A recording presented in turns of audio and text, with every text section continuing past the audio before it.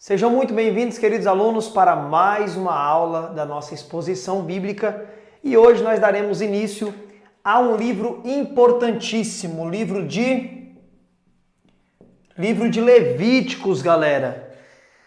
E é muito importante que possamos entender o seguinte: se o livro do Gênesis tem por tema a criação, o livro do Êxodo tem por tema a libertação, o livro de Levíticos tem por tema santidade ao Senhor.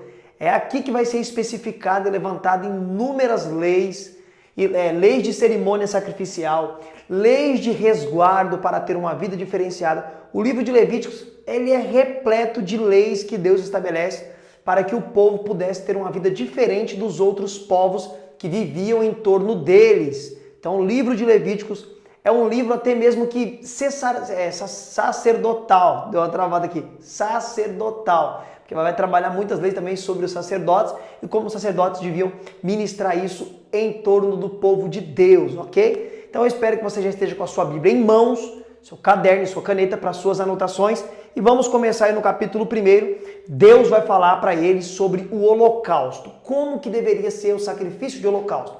O que era o holocausto, pessoal? O holocausto era a oferta queimada até incinerar, não sobrar nada. Então vamos fazer aqui uma espécie de altar, aí aqui em cima era colocado já o animal morto, né? O animal era sacrificado, e esses animais do holocausto, na sua maioria, ou de forma até mesmo que exclusiva, eram gados, né? Boi, macho e também ovelhas. E você vai perceber que sempre, para alguns determinados tipos de sacrifício, tinha que ser um macho. E detalhe, esse animal tinha que ser perfeito. Não podia ter mancha, não podia ser coxo, não podia ser aleijado. Ele tinha que ser um animal perfeito. Por quê? Porque todos estes sacrifícios que tinham aqui de animais, que era queimada, que ia ter não sobrar mais nada, eles apontavam para quem, pessoal? Para Cristo, o sacrifício perfeito. Porque Cristo foi o homem perfeito, o homem que viveu sem pecado, não teve mancha, não teve falha, não teve mácula. Todo o sacrifício apontava para Cristo. Na verdade, todos os sacrifícios, todas as festas que nós vamos ver aqui nestes primeiros 5 livros da Bíblia que nós chamamos de Pentateuco, que é 5, né? Ou Torá para os judeus, ou a Lei de Moisés, que são os 5 primeiros livros, nós vamos ver que todos esses sacrifícios apontavam exclusivamente para Cristo e se cumpriram em Cristo e tiveram seu fim em Cristo. Por isso que no Novo Testamento não tem mais mandamento para sacrificar e fazer mais nada deste tipo, ok? Então no capítulo 1 tem a prescrição para o holocausto. Como que seria isso? Seria animais macho, né? Na sua maioria, que para o holocausto a Deus eram vacas, né? Ou boi, na verdade boi, né? Porque tinha que ser macho, e ovelhas, né? Tinha que ser o cabrito aí, ok? No capítulo de número 2, galera, vai ter agora também ofertas de manjares. O que é oferta de manjar? Cereais. Então quando você lê na sua Bíblia aí ofertas de manjares, seriam cereais. Deixa eu ver se eu consigo desenhar o trigo aqui, ó. Mais ou menos a ideia do trigo aqui. Só que não era ele assim, né? Tinha que moer, fazer dele espécie de uma farinha, né? Que é o trigo, quando você maceta ele, é massa para fazer bolo, né? Também faz bolo e pão, certo? Então moía ele, e aí o que aparece como flor de farinha seria o azeite moído, ok? Então esse trigo moído, né? Ou outro tipo de farinha de grãos era apresentado junto com azeite também no sacrifício para Deus, né? Era uma oferta a Deus. Então, aqui no capítulo 1, no capítulo 2, tem como era o holocausto e tem também como eram as ofertas de azeite e de cereais, aí, que seria manjares, tá bom? Que aparece aí em muitas versões bíblicas, oferta de manjares. No capítulo de número 3, pessoal, vai ter agora vai começar a sessão dos sacrifícios, né? Lembrando que tinha sacrifício praticamente para tudo tinha uma espécie de sacrifício. E nós vamos ver isso daqui muito forte no livro de Levíticos. Mostrando que isso daqui também, pessoal, é para mostrar como o homem é falho e é corrupto. E o homem não consegue atingir as diretrizes das leis de Deus, né? Até se pensa que Deus formulou essas leis para mostrar como nós somos falhos e pecador e não conseguimos cumprir nada disso, mostrar o quão miseráveis nós somos, porque quando nós vimos daqui tudo que tinha que fazer e olhamos para Cristo e vemos que se nós cremos em Cristo, acabou, não precisa fazer mais nada disso, nós vemos o poder da graça remidora e redentora que há no sacrifício de Cristo Jesus, ok? Então no capítulo 3 aí vai ter o sacrifício de paz. Esse sacrifício de paz, na verdade, ele pode ser entendido como um sacrifício, pessoal, ó, Sacrifício de gratidão. Ou seja, quando você estava grato a Deus por alguma coisa que Ele fez, por algo que Ele deu, você fazia um sacrifício para agradecer. Aqui não era sacrifício por pecado. Lembrando que a maioria dos sacrifícios era por perdão de pecado, né? Qual era a ideia? A ideia era o seguinte: o animal aqui sem mancha, sem mácula, sem defeito nenhum, ele morreria pelo homem pecador e culpado. Aqui, ó, fazer a flechinha aqui. O homem pecador e culpado levava um animalzinho lá, né, um gado, né, quando fala novilho, é o bezerro, o filhote da vaca ali com boi, chamado de novilho da Bíblia, né? Então eu levava ali o animal para morrer pelo meu pecado, no meu lugar. Então era o animalzinho, ou o cordeiro, né, que morria. E por isso que Jesus é citado como o cordeiro que tira o pecado do mundo. Ele morreu no nosso lugar, não tinha pecado e levou o nosso pecado, assim como era o animal, entendeu? Então aqui vai ter o sacrifício agora por gratidão a Deus, e esse sacrifício era de gado sem mancha, mais uma vez aí, boi, né? Ou bezerro aí sem defeito, não podia ter defeito algum. No capítulo de número 4, vai ter o sacrifício pelo pecado do sacerdote, que aí era um pecado, em que sentido? Trazia um escândalo maior, porque ele era um líder religioso. Até hoje, quando líderes pecam, e isso vem a público, não que líderes não pecam, pecam como todas as pessoas normais, né? Mas quando isso vem a público é um grande escândalo, porque ele é líder, né? Tem uma responsabilidade maior sobre os ombros dele, ok? Então aqui, quando o líder pecava, né? Ele tinha que pegar também um filhote de boi, um novilho e oferecer a Deus. E aí era um sacrifício mais incrementado, porque era um pecado de um grande líder que era aí os sacerdotes, né? Ainda no capítulo de número 4 também vai ter o sacrifício pelo pecado do povo, era oferecido também um novilho, um bezerro, e também pelo pecado do príncipe aqui vai ser diferente. Pelo pecado do príncipe oferecia um bode, pessoal. Oferecia um bode, que é um cabrito, né? Que é um cabrito aí, bode, mas é na mesma, bode, cabrito, eu entendo que é a mesma coisa. E o que seria aqui príncipe? Sendo que eles não tinham reis ainda, não tinha rei aqui nesse contexto. Deus sabia que ia ter rei, tanto que Deus prescreveu leis pelo pecado do rei. E eles nem tinham rei ainda, e Deus já estava prescrevendo lei para quando eles tivessem rei, porque Deus sabia que eles iam querer um rei lá na frente, como nós vamos ver. O príncipe aqui, como não tinha rei, pode ser entendido como aquele grande líder de uma grande família. Lembra que lá atrás nós vimos no livro do Gênesis que possivelmente quando Abraão lutou contra aqueles reis, na verdade eles não eram reis que dominavam países, mas eram homens, líderes que tinham uma grande família, dirigiam um grande povo, né? E aí era tido como rei. Eles tinham essa ideia de querer ter mais familiares, porque quanto maior era a sua família, maior era o seu clã, mais status social eles tinham. Por isso que você vai ver lá no leito de morte, Jacó pedindo para José os seus 2 filhos para ele, né? Queria os filhos de José como se fossem filhos dele, era descendente, era neto, mas ele queria que entrasse como filho dele, ok? Então aqui a melhor ideia é que não possa ser príncipe, mas sim grandes líderes, homens de destaque, né? Líderes ali no meio do povo de Israel. E também alguns vão aplicar isso para príncipes. Também não tem problema, pecou, tem que oferecer sacrifício do mesmo jeito. Agora, pessoal, do capítulo 5 ao capítulo 9 de Levíticos, eu resumi aqui com os principais temas. O que tem dentro desses capítulos aqui, do 5 ao 9? Vai ter sacrifícios para inúmeros tipos de erros e pecados. Vai ter sacrifício pelo pecado oculto, aquele que se faz escondido, e aí a pessoa depois decide se confessar ou alguém vê e aí vem a público. Era gado, né? Mais uma vez gado, né? E se a pessoa fosse pobre? Deus, até isso, Deus prescreveu normas porque não era todo mundo que tinha gado, pessoal. Gado, se hoje é caro, um bezerro, um boi, uma vaca hoje é caro, muito caro, ainda mais aqueles gados de corte, é estipulado aí que passa de 6 a 7 a 8 mil reais pelo peso, pela arroba, não é minha área, mas já conversei uma vez com um fazendeiro sobre isso. Nessa época também era caro ter gado, pessoal. Tinha pessoas que não tinham, eram muito pobres. E o que Deus estipulou? Para essas pessoas também fazerem sacrifício pelos seus pecados?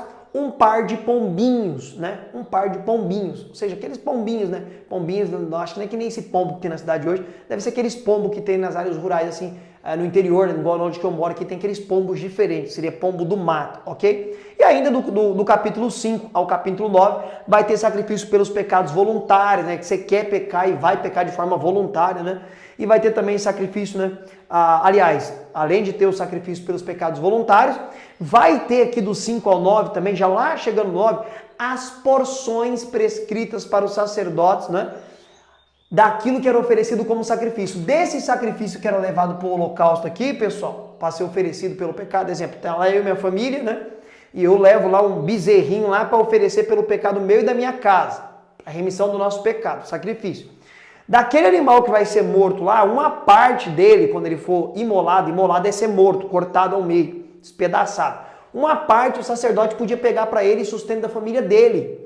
Porque Deus disse que os levitas, né, que aqui Arão foi escolhido por Deus, eles não teriam terra lá na terra prometida para eles terem uma localidade, para viver lá, para cultivar e plantar. Não, eles teriam Deus por herança. E é por isso que o dízimo precisava ser entregue para sustentar esses levitas, né? Para sustentar a família deles, que eles tinham família, eram homens normais como qualquer outro tipo de homem, tinha família. Então eles tinham uma porção disso que era levado lá para o sacrifício, que era levado para o tabernáculo depois para o templo. Então a porção da oferta de manjares, de cereal, ele levava para a casa dele. Uma porção dos animais que ia ser morto, ele levava para a casa dele. Então aqui vai ser prescrito aqui há porções dos sacrifícios aos sacerdotes. E também no capítulo aí, do 5 ao 9, mais lá para o final agora, né? Arão oferece sacrifício por ele mesmo e por todo o povo. Ele vai oferecer um sacrifício lá pelo pecado dele, né? Que Arão também, como homem, pecava, mesmo sendo sacerdote, e vai oferecer um pecado por todo o povo, ok? Já no capítulo de número 10, pessoal, é aquele texto tão conhecido da Bíblia Sagrada. E que texto que é esse? Quando os filhos de Arão, Nadab e Abiú, eles oferecem fogo estranho dentro do tabernáculo e eles são mortos na hora porque sai fogo de Deus e consome eles. E aí tem aquela grande pergunta, né? O que era fogo estranho? Que é tão usado hoje nas igrejas, né? Isso aí é fogo estranho, esse ensino é fogo estranho, aquilo ali é fogo estranho.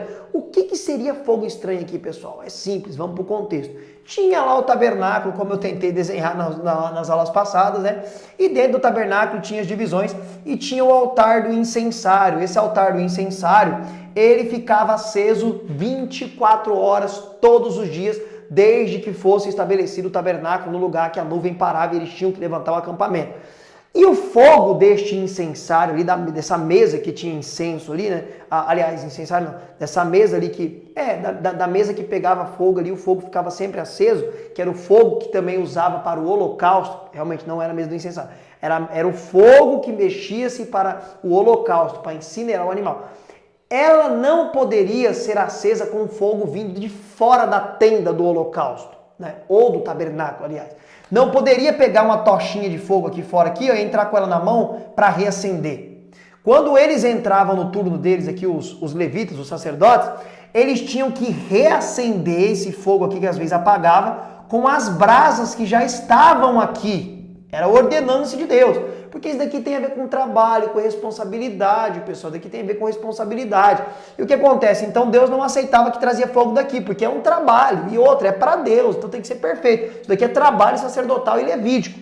Então eles tinham que reacender esse fogo aqui com a própria brasa que estava aqui. E neste dia, que era o dia de Nadab e Abiú, fazer este trabalho, eles, encheram o toco de vinho e bebida forte, pessoal. E eles estavam embriagados e levaram o fogo estranho lá para dentro. E quando foram reacender lá o lugar ali do fogo ali, que era usado ali dentro ali do tabernáculo, desceu o fogo de Deus e consumiu eles. Eles foram mortos na hora. E a ordem que veio de Deus para Moisés falar para Abraão e para os seus parentes ali, primos de Abraão, né, que também eram os levitas, é que eles não podiam chorar pela morte de Nadab e Abiú, porque eles ofereceram fogo estranho para Deus e nem ficar com luto, rasgar a veste, jogar cinza na cabeça. Eles podiam fazer isso porque podia motivar o povo a ficar-se contra Deus. O povo poderia chorar, mas eles como líder não podiam chorar porque eles entenderam que Nadab e Abiú fez aquilo que era errado aos olhos de Deus e foram castigados por isso. E a partir deste episódio aqui, Deus proibiu os sacerdotes e levitas,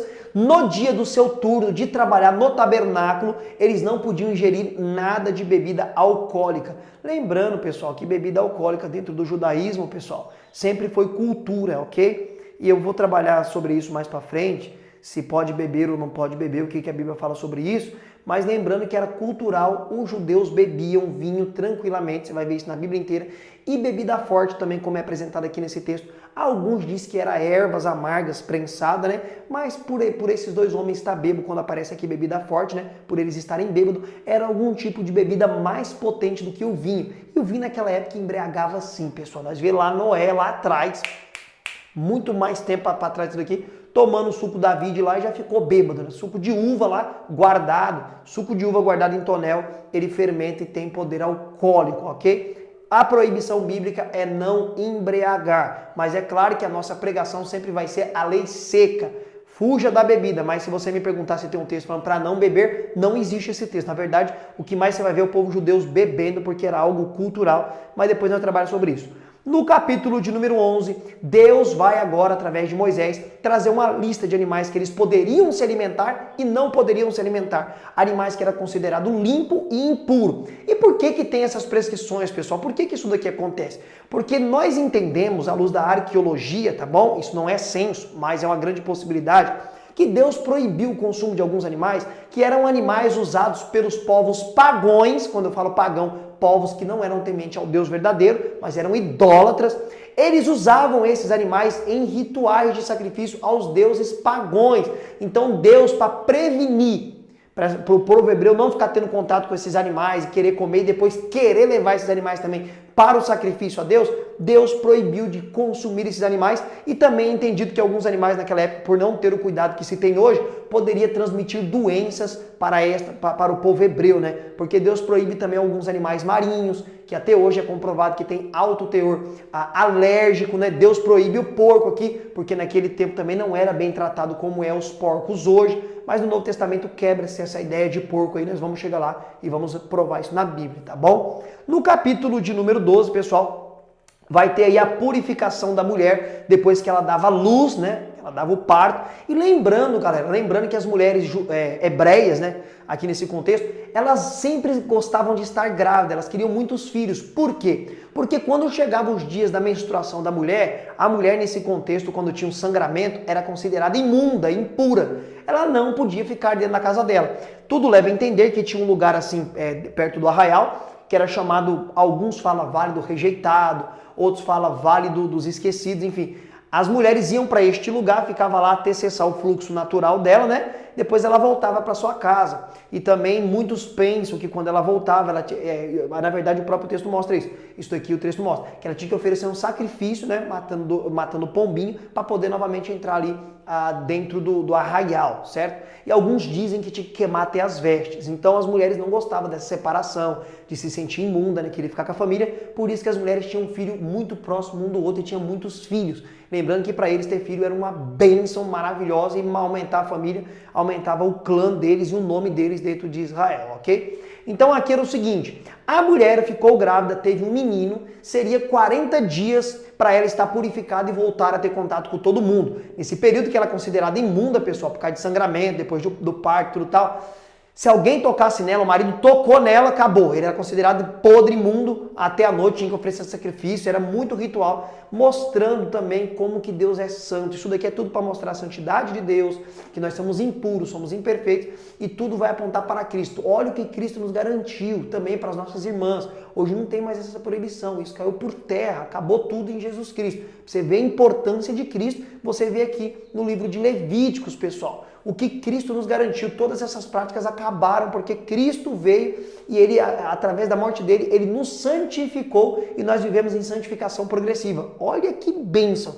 E se a mulher tivesse uma filha menina, isso demorava mais. Você vê que eles tinham realmente ali algo meio que assim com mulheres, porque a ideia de Eva ter pecado, né? Não só isso também, mas algo mais, isto também e algo muito cultural da época. Se ela tivesse uma filha mulher, a sua purificação demoraria 66 dias, né? Mais de 20 dias a mais aí do que o do menino, né? Muito cultural da época, era muito forte a cultura aí. Imperava-se um certo tipo de machismo, sim, nesse requisito aí com as mulheres. No capítulo 13 e 14 vai tratar sobre a lei do leproso e da lepra. O que era lepra e o que pode ser a lepra hoje? Toda doença de pele naquele contexto era lepra. Vitiligo, lepra. Mancha, lepra. Alergia, lepra. Mas lepra para nós hoje, nós entendemos que são aquelas grandes feridas que dá no corpo da pessoa, né? Se espalha pelo corpo inteiro e sai até excrementos, pus, fede muito e no estado agressivo, hoje é difícil porque já tem cura, né? Membros como nariz e orelha chegavam a se desprender. Nesse contexto aqui a lepra não tinha cura e a lepra é contagiosa. Você vai ver que os pelos do corpo de uma pessoa leprosa fica branco, né? Sai fedor das feridas, é um negócio nojento. E a pessoa ela tinha que sair de perto da sociedade, não importa se era rico, se era pobre, se fosse sacerdote, não importava o cargo que era, sai do meio do povo. E lembrando que a lepra também, para eles tinham a ideia que a lepra era um castigo de Deus, porque Deus, nós vamos ver que Deus vai ferir Miriam com lepra. Deus vai ferir Miriam com lepra. E lepra também era um simbolismo de pecado, pessoal. Era um simbolismo muito forte de pecado, a lepra. Então, até na casa da pessoa, se tivesse bolor na parede, era considerado que a casa tinha lepra. Era algo terrível. E assim, tinha consultas, né? Se aparecesse mancha sobre você de lepra, você saía do meio da sociedade, ia para esse lugar aí que é questionável, se era cidade de refúgio, ou se era o Vale dos Rejeitados, mas entender que tinha um acampamento fora ali do arraial, onde ficavam essas pessoas com essas doenças, certo? E essa pessoa de 7 em 7 dias se apresentava para o sacerdote e mostrava. Se secou, se sumiu, voltava para a família. Se não, ficava lá até sumir. Né? E se entrasse na cidade, podia ser apedrejado. O negócio era seríssimo. É cogitado que a pessoa depois, com o tempo, né, isso se estabeleceu. Isso é cogitado, não é bíblico. É mais parte da cultura judaica, que quando o leproso ele voltava para o meio da sociedade para ter essa entrevista com o sacerdote, para ver se ele poderia novamente voltar a ter contato com o povo, ele tinha que vir com uma veste diferente, com umas campainhas, sininho, né? Falando leproso passando, para ninguém ficar perto dele, trocar a calçada. Você imagina que coisa terrível, pessoal. Você imagina que coisa trágica. Né? As pessoas não poderiam ter contato com outra pessoa, a pessoa perdia o caráter, perdia tudo que uma sociedade lhe garante, né? E depois que era purificado da lepra, ele era novamente reintegrado dentro da sociedade, ok? Essa é a lei do leproso em Levíticos 13 e 14, amém? No capítulo de número 15 aí, galera, capítulo de número 15, vai falar sobre a imundície do homem e da mulher. Qualquer tipo de sangramento ou hemorragia você era considerado impuro, imundo. Até mesmo hemorragia de pus, se tivesse um furúnculo ali e fosse constatado para fora, era imundo. Você vê, pessoal, que isso daqui demonstra que a ideia de santidade é que não pode ter nada, porque o nosso Deus é puro e é santo. Mostrando a importância do sacrifício de Cristo mais uma vez. Por coisinhas mínimas, você era considerado imundo e impuro. E isso daqui está relacionado, imundo e impuro, com o pecado. Tipo assim, é simbolismo de como nós somos pecadores, como nós somos falhos. Então o livro de Levíticos mostra a necessidade da santidade e nós não conseguiríamos essa santidade de jeito nenhum. Porque essas prescrições aqui, esses sacrifícios por tudo isso daqui, eram passageiros. Depois a pessoa voltava a ter tudo de novo, tinha que fazer tudo de novo. Mas quando Cristo veio e morreu uma vez por todas, como diz aqui todos os hebreus, nós somos purificados de tudo isso e vivemos hoje santificação progressiva porque o Espírito Santo nos ajuda. Esse livro aqui de Levíticos, ele é fantástico. Santidade ao Senhor. Qualquer tipo de hemorragia, sangramento, pus impuro. Veremos isso no Novo Testamento, a mulher do fluxo de sangue. Mais de 12 anos sofrendo com isso, pessoal. Você imagina a loucura. Essa mulher gastou tudo que ela tinha, não podia ficar no meio da sociedade. No dia que ela encontrou Jesus, ela podia ter sido apedrejada, porque ela é considerada imunda perante o povo. Bom, pessoal, essa foi a nossa primeira aula aí do livro de Levíticos. Santidade ao Senhor. Eu espero que você tenha gostado de tudo isso que passamos na aula de hoje, de aula Levíticos. E eu te aguardo para a próxima aula desse livro tão especial como é todos os livros da Bíblia. E até a próxima, com a graça de Deus.